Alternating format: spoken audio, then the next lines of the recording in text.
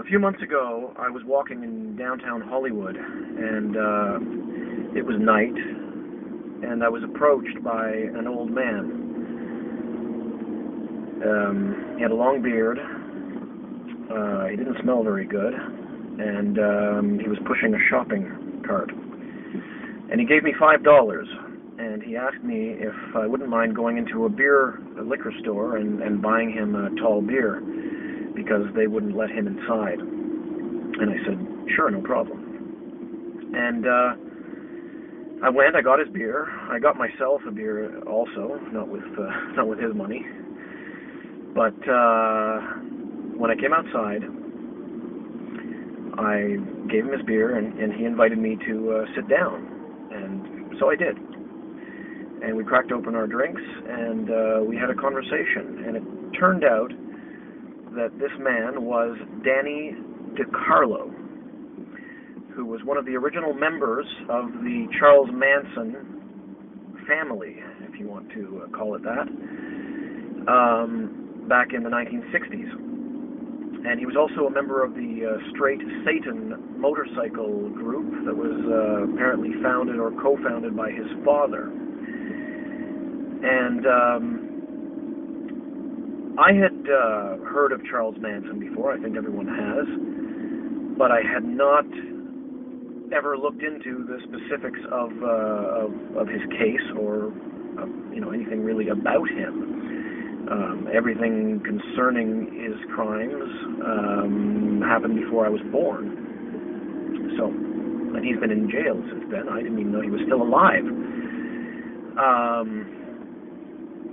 But the interesting thing that came up during this conversation for me was that Charles Manson did not commit any act of murder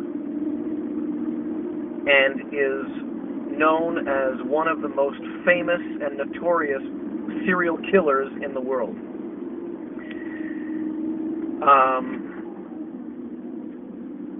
I think it's important for any system that wants to call itself justice to recognize guilt only for actions committed by a given individual, and that's it. If you don't murder somebody, you should not be found guilty of murder. I'm not saying he shouldn't be found guilty of conspiracy to murder, or maybe even talking about murdering. I'm not even sure he did that. I didn't see any evidence of that in Danny. But again, that's not, I'm not a lawyer, and I'm not going to get into that.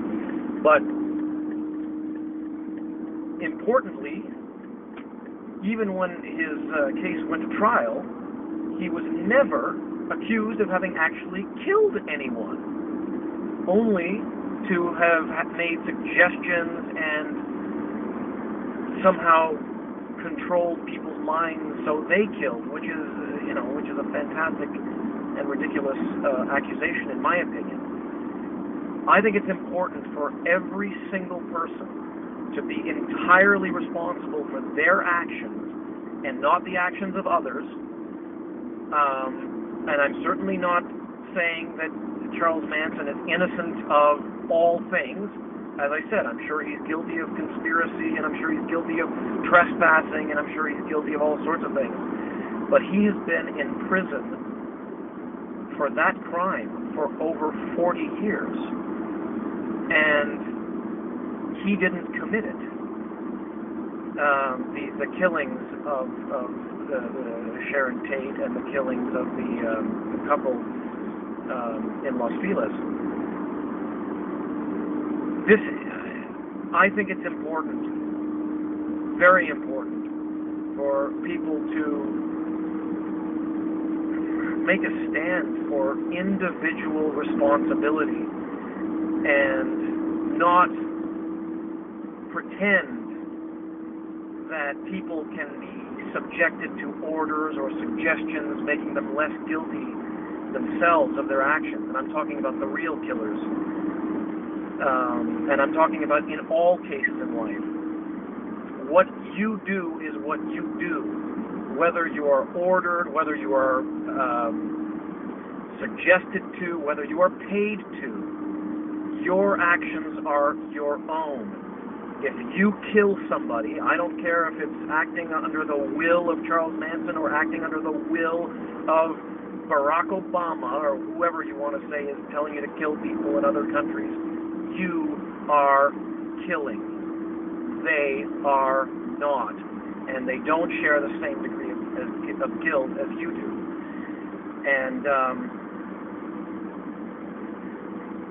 I say Charles Manson has paid an ample price for trespassing and suggestion and running a hippie ranch in California and not being a nice guy, but for not being a actual killer. I think 40 years is more than enough. I would feel the justice system owes Mr. Manson an apology and an immediate release. And I think people need to realize that. Individual responsibility for actions. Period.